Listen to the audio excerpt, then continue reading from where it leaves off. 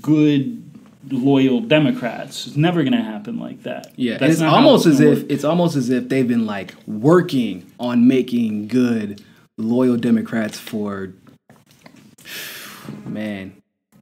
since pretty much as Bill Clinton.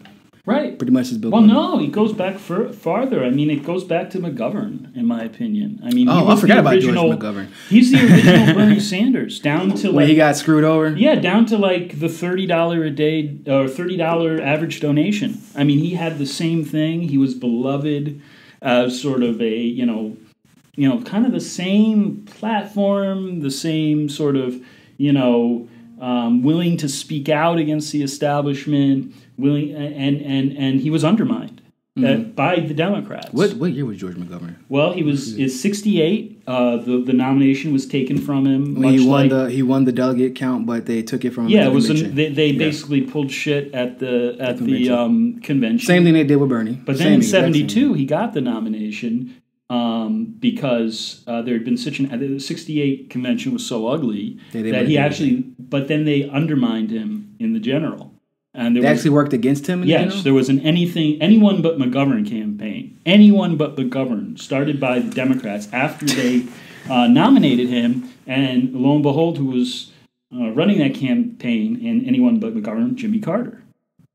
He was running the anyone but McGovern? Yes. Really? Yes. Jimmy Carter is sort of, that's kind of in some ways, he's a false idol because... I think he was directly responsible for killing McGovern's chances of winning 72 against Nixon. And then, of course, the next Democratic Party president was Jimmy Carter.